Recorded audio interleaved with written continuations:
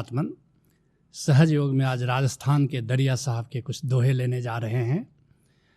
राजस्थान के दरिया साहब का जन्म 1676 ईस्वी में हुआ और 1758 ईस्वी तक भारत के आध्यात्मिक आकाश में किसी बड़े ही जाज्वल्यमान नक्षत्र की तरह छाए रहे। दरिया साहब प्रेम जी के शिष्य हैं और स्वयं प्रेम जी संत दादू के शिष्य हैं। दरिया साहब ने समाधि के बड़े गूढ़ रहस्य उजागर किए हैं। कहते हैं दरिया साहब, दरिया सतगुरु शब्द सो मिट गई खैंचा तान। कितना भी तुम शास्त्र पढ़ो, कितना भी तुम सत्संग करो, लेकिन जब तक कोई पूरा गुरु न मिल जाता, जब तक कामिल मुर्शिद नहीं मिल जाता, जब तक भीतर के रहस्य वो उजागर नहीं करता, तब तक तुम संभ्रम की स्थिति में जीते हो।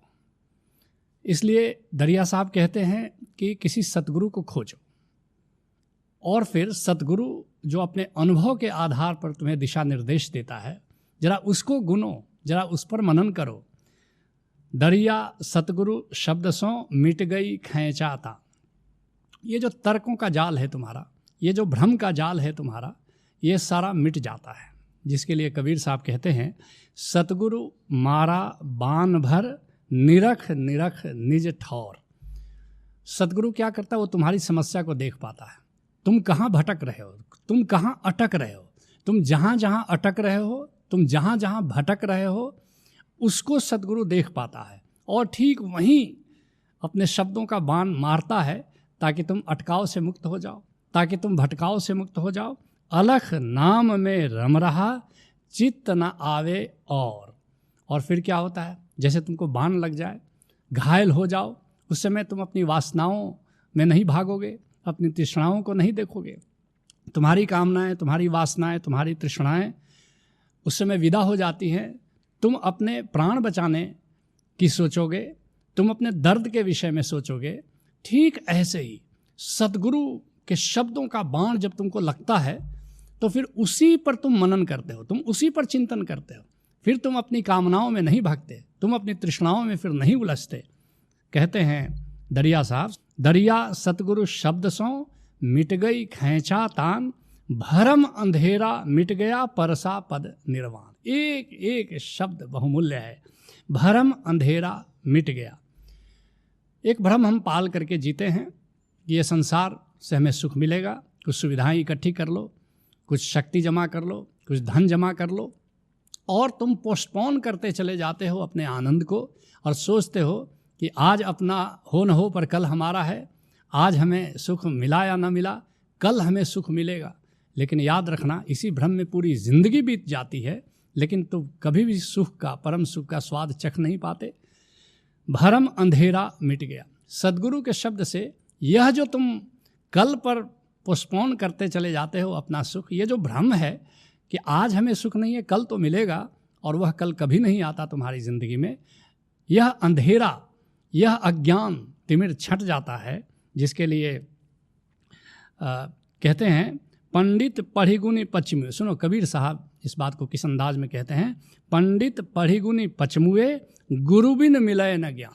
कितने पंडित, कितने शास्त्र के, कितने विद्वान, कितने आलिम, कितने फाजिल तरह तरह से ज्ञान को खोजते हैं शास्त्रों में, लेकिन कहते हैं कबीर साहब कि ऐसे ही खोजते खोजते, पढ़ते पढ़ते शास्त्र लोग मर खप जाते हैं।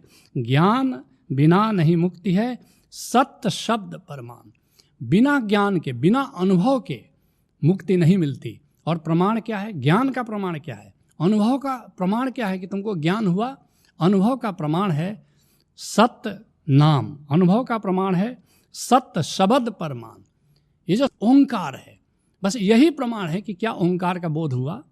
ओशो कहते हैं, बड़ी प्यारी बात कहते हैं कि ओंकार के समीप खिसकते चले जाना स्वर्ग है, ओंकार से दूर निकलते चले जाना नरक है, और ओंकार से मिलकर एक हो जाना मुक्ति है। बस इस कसौटी पर अपने जीवन को, अपनी साधना को कसते चलो।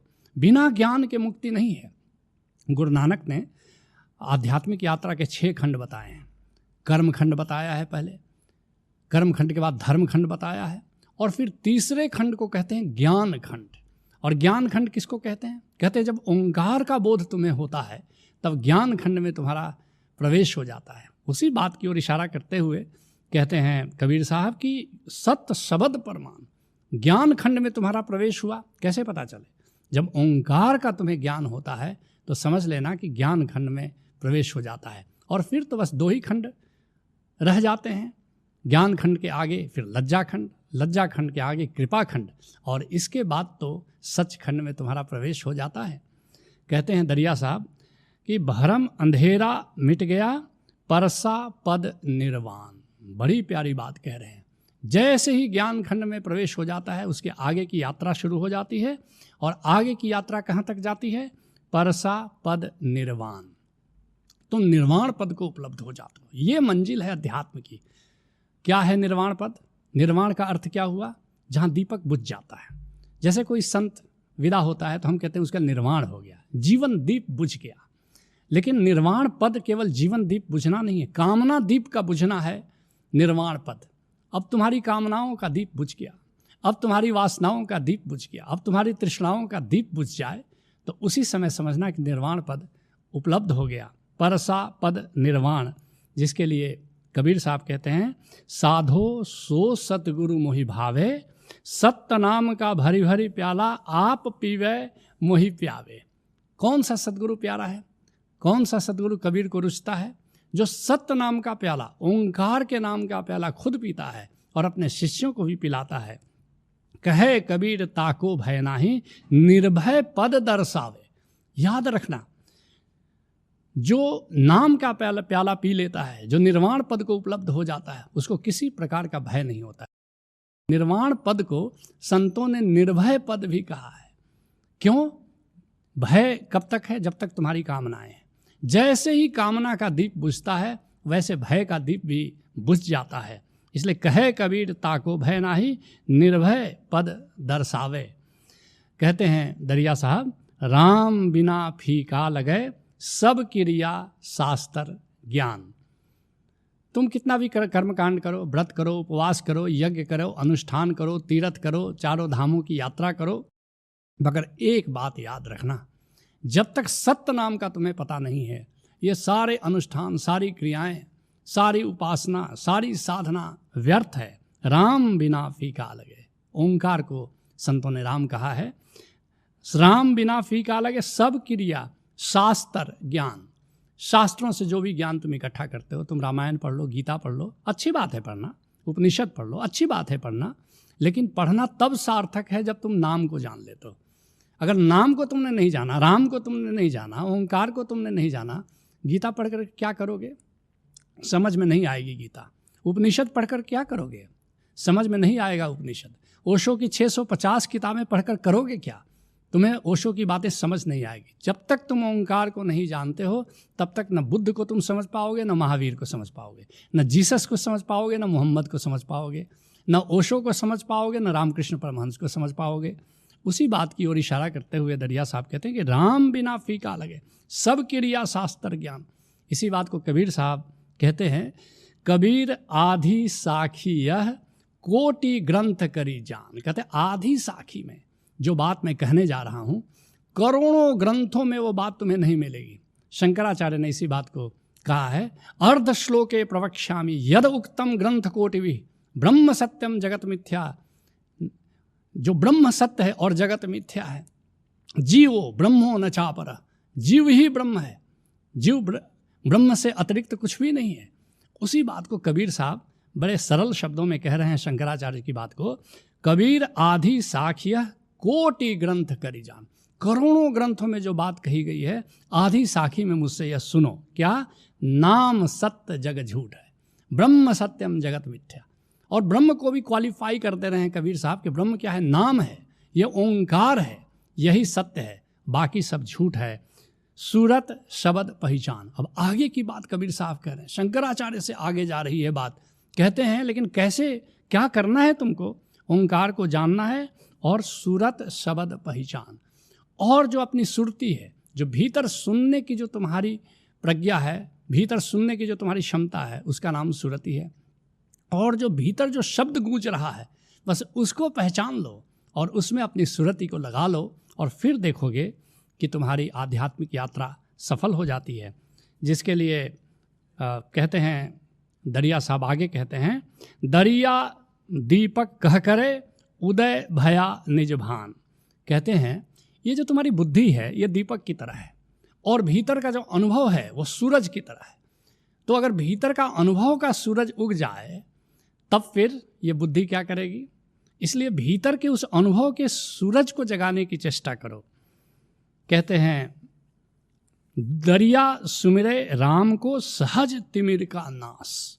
ये जो अज्ञान का अंधेरा है ये नष्ट हो जाता है अगर राम का सुमिरन करो, अगर राम को जान लो तो अंधेरा तुम्हारा मिट जाता है। न केवल अज्ञान का अंधेरा मिट जाता है बल्कि भीतर भी एक अंधेरा है। जब आंखें बंद करते हो तो भीतर अंधेरा दिखता है तुमको, लेकिन भीतर अनुभव हो जाए और सद्गुरु तुम्हें दिव्य दृष्टि दे दे तो भीतर ऐसा सुंदर आलोक छाया हुआ है, ऐसी ज्योति जल रही है वहाँ पर, भीतर उस आलोक में तुम मगन हो जाते हो।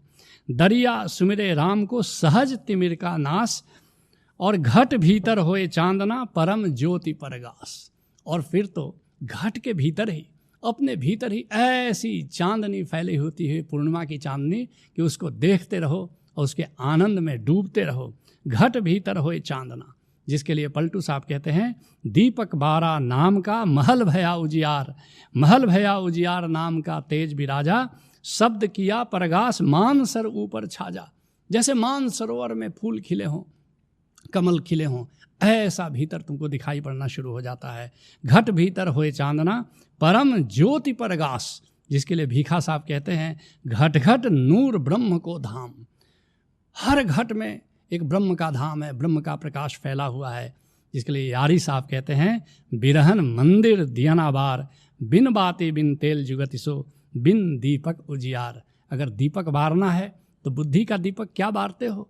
अरे भीतर अनुभव का दीपक बारो और फिर देखोगे कि भीतर एक ऐसा आलोक छाया हुआ है जिसको देखते रहो और समाधि का मजा लेते रहो। भीतर अपने घट में ही परम प्रकाश को ढूंढ लेना सहज योग है। हरि ओम तत्सत।